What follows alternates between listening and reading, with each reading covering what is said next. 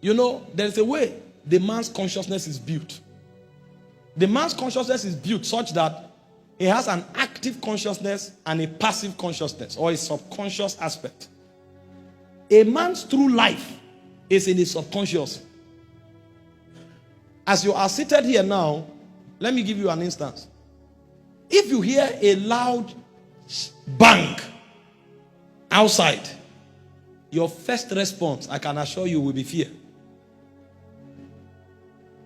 Before your brain begins to process what that sound is, who you are inside will respond before your brain responds. You hear a bang outside, fear, the fear that will hit you.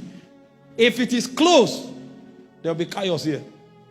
Before we say what is happening, some people will be standing at that door and they will start asking themselves how they got there. The reason is because that aspect of them that is not always expressive is the most powerful aspect of them.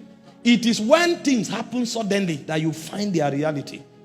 As you are seated here now, if you come home and they just give you a bag full of money,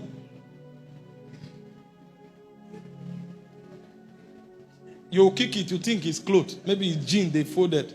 You now opened it, you saw dollars. You will just move around first. The first thing you will think of is, that car that I was dreaming of, this is the time. Or you start thinking, that thought is your real consciousness. You may stand and tell God that, Lord, if you bless me, you know what I will do. He said, God is not hearing what you are saying only. God is reading your subconscious. Because that's your reality. And so if you check your life carefully and you are a student of your spirit, roll back to 5 years ago, to 10 years ago, you will discover everything you are now is what your subconscious mind was 10 years ago. Nobody just appears. All of us are a product of a programming of our soul. And so Paul is teaching us that if we are hoping to manifest anything worthwhile, the first labor we must put on ground is to begin to reprogram our consciousness. And the way you reprogram your consciousness is through words and through pictures. Those are the two things that reprograms your consciousness. Words and pictures. If you want to be wealthy, if you want to be powerful, if you want to be holy, it's possible. But you will only be based on what is entering you. Because your life follows the law of Gigo. You garbage in, you garbage out. It's what you put in that you bring out. No miracle can unset this balance. Even if a miracle happens to you, your consciousness will bring you back to status quo. That's why you can give $1 billion to a mentally poor person. Check him after 2 years. Instead of investing that money to become better, he will use that money to create problem. He'll give 100 million to a poor man. He marries 3 wives immediately. That's where he will start from. And then he will go and buy 4 cars that he doesn't need. And each of the cars will be in millions. After 2 years, he will sell those cars and spend the money. And then the 3 wives will kill him of high blood pressure. That means what you call a blessing is a curse. Because the mind is wrong. These are kingdom principles. I'm a minister of God. Every day, I choke myself with scriptures. Every day. If I'm watching something, scriptures are coming out of it. And then I see things in the direction I'm going. Sometimes I'm just playing a healing video. Not because I'm not even hearing. I'm just seeing how people are standing up from wheelchairs. I'm just seeing how cancer, people are testifying. What I'm doing is that I'm trying to make that my reality. And if I do it after a long time, if I see a crippled person, the first thing that will happen to me will not be fear.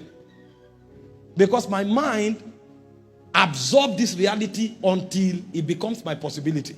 And if you do it for a long time, the people you are seeing doing it, they will leave the scene. You will start seeing yourself doing it. You are beginning to change your world.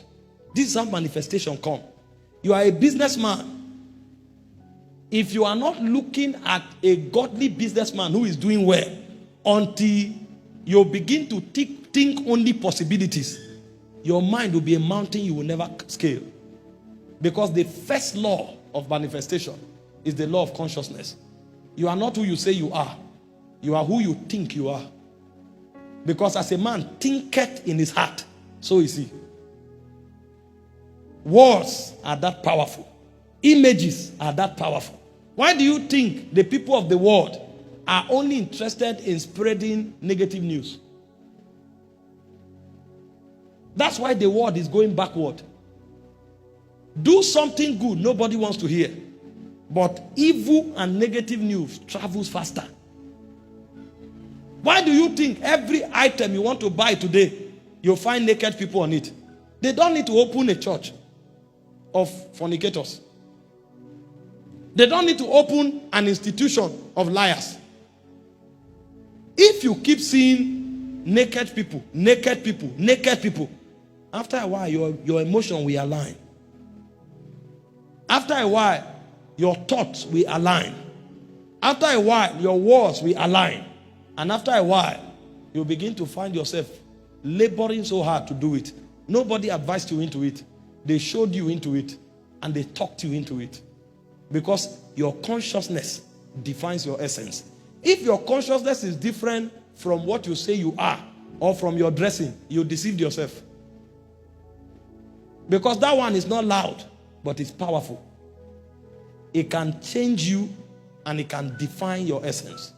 And so the first law of manifestation is the law of consciousness.